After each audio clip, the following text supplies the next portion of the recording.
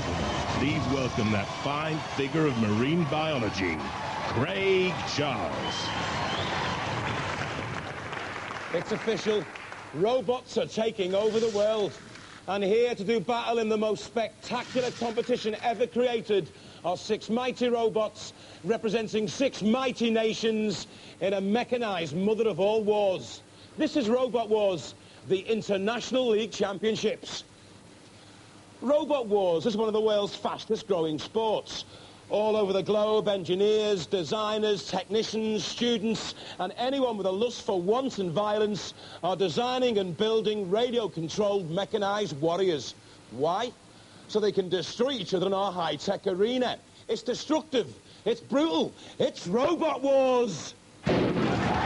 Mechanical marvels, demonic destroyers, terrible trundlers, the products of a global think tank in workshops, garages and living rooms around the world. Roboteers dream them up. Machines to tip and to topple, to push and pull. They must have speed and agility, bravery when the heat is on. They must lust for victory and the right to boss the arena, using their own weaponry, using, of course, the pitfalls we provide. You may have your flippers and blades, spears and lances, invention, creation, dedication. Think you're hard enough? We've toiled and trekked a global odyssey for the golden fleece of robots. We've found them. Stick to the bravest, most original, hardiest. We've slapped them in the face with our robotic glove. We've challenged them to a deadly duel. And I promise you, there can be just one winner. And now Robot Wars is going global. 6 nations have gathered to fight it out for supremacy. Only one will survive. They face each other and the wrath of the ultimate mechanical menace, the house robots. Our 5 horsemen of the Apocalypse, dead metal. The sparks are going to fly when this takes you on. Armed with hydraulic-driven pincers and a petrol-driven 3,000 revs per minute saw. Don't expect mercy if you fall into the grip of the pincer attack. Dead metal will shred your hopes and dreams.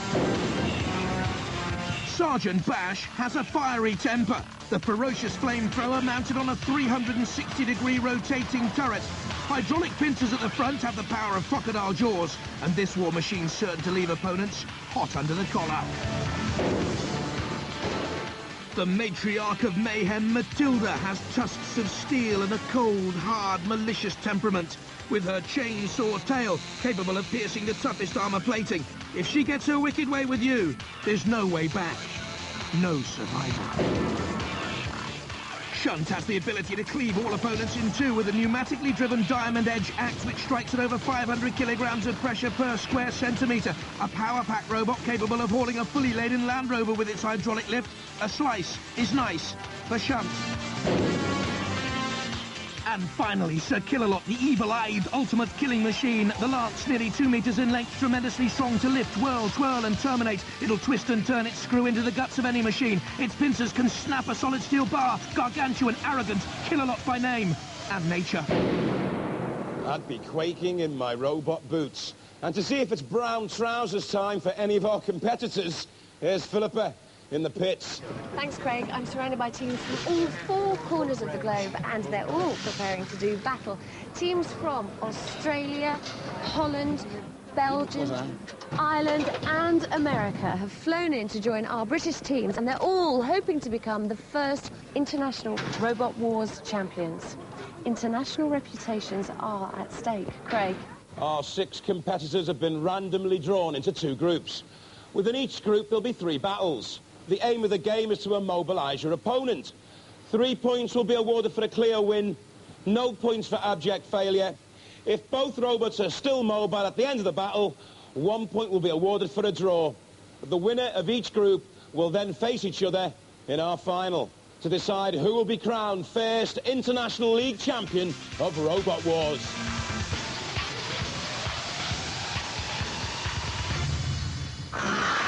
The League of Nations shapes up like this, Craig. In Group A, Belgium, Australia and Ireland. And in Group B, hands across the ocean, forget it. America, Holland and England. Let's have a look at Group A in more detail. It's Depopposaurus from Belgium, Terra Australis from Australia and Ireland represented by Diotoir. The 6 nations are itching to start the carnage, so let the wars begin with the first of our Group 1 battles.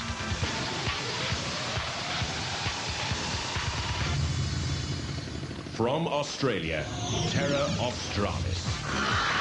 A 4-horsepower lawnmower engine provides plenty of kangaroo hop here. The fuel tank's actually a plastic model aircraft inside a steel box. Weapon, a horizontal circular saw. I'm Peter. I'm Nick.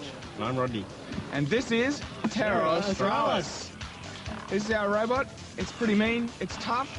It's made out of solid steel. It's got a nice saw out the front. Some ramming spikes out the back. It runs upside down, which is really useful in this competition. Yeah, it's loud. It's got a petrol engine, 2-stroke, 4-horsepower petrol engine. Gives us lots of power, lots of speed, and it's going to kick butt. From Belgium, Depopposaurus Rex. A lifting flipper at the front provides the weaponry here. Top speeds of 8 miles an hour. It's powered by a 24-volt, 30-amp wheelchair motor. Are the poppies ready to bloom? I'm Nancy, and this is Philip, and we are from Belgium, and this is our robot, Depopposaurus Rex. It's in metal and aluminium, and it lifts 100 kilos on the front. And it's 2 wheelchair motors, 2 batteries, 24 volts.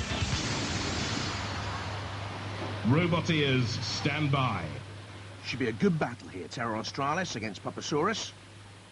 Or will it be? What's happened here? The Australians aren't happy. The thumbs down from them.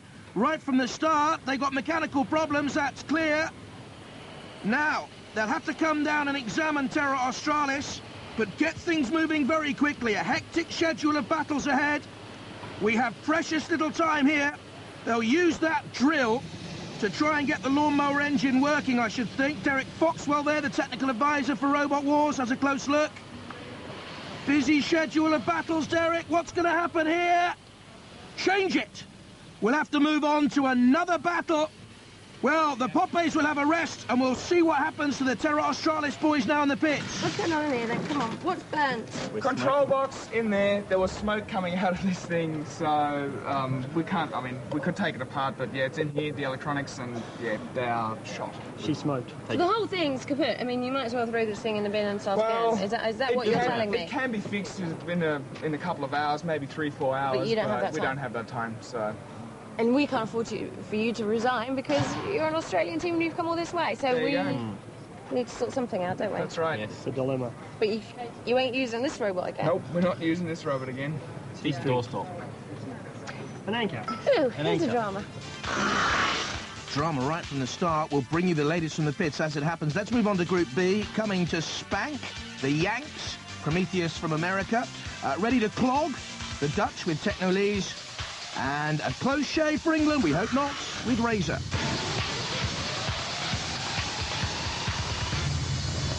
From the United States of America, Prometheus. A 2-stroke petrol-driven engine, aluminium frame and body here. A circular saw, very quick top speeds, 30 miles an hour. Hi, I'm Richard. I'm from the United States of America, and this is our robot Prometheus. It's a gas-powered robot, does approximately 30 miles per hour. And it's got a saw blade in front to chew up the opposition. Hi, I'm Mike Lavenberg from Kansas City, Missouri. Just glad to be here. Hi, my name's Steve Lane. I'm a team member for Team Prometheus. We're out there to do battle. Beware. From Holland, Techno. Team captain Eric de Vreyer dreams that one day robots will rule the world. His grinding blade could mean he rules here. He also has a one-swing motion nose wheel. The robot, not Eric. Hello, I'm Eric, and this is Frans, and we're from the Netherlands. This is our robot, Techno-Lease. It's got some nice spikes on the front, and on the back a very powerful blade, driven by a 2-stroke petrol engine. It's electrically driven. And we made it very shiny, because we've seen all the robots in here, and we think when we make it shiny, beauty kills the beast. Robotwars, stand by. Techno-Lease, shiny, very shiny, nice spikes. Eric and Franz. And Prometheus, Stephen Lane at the controls. He's a team member of Team Prometheus. Here to do battle. Well, not like that, Prometheus. Yes, a little bit of a late start. Now, crashing into the front of Techno-Lease. Don't forget, 3 points for a win. If both robots are still mobile at the end, 1 point each in the giant league tables. Little sexy blue LEDs flashing on the top of Prometheus. It's not me calling them sexy blue LEDs, it's the Team Prometheus who think they are sexy. Nudging against Techno-Lease. In the background there, of course, you see the house robots waiting in the CPZs, the corner patrol zones. They can come out of those corner patrol zones if they believe a robot's immobilized. In other words, they can come in for the kill, like Sergeant Bash is doing just there. Otherwise, it's a worthy tactic to push your opponent into a CPZ, into the clutches of the house robots. Bash comes out, nudging on to Prometheus. Prometheus, the lid already coming off the United States of America team. There's the saw blade on the back of Techno-Lease, which doesn't seem greatly affected. Shunt is at the back there in the CPZ. A rocking and a rolling like Elvis Presley. Prometheus there in the controls. Stephen Lane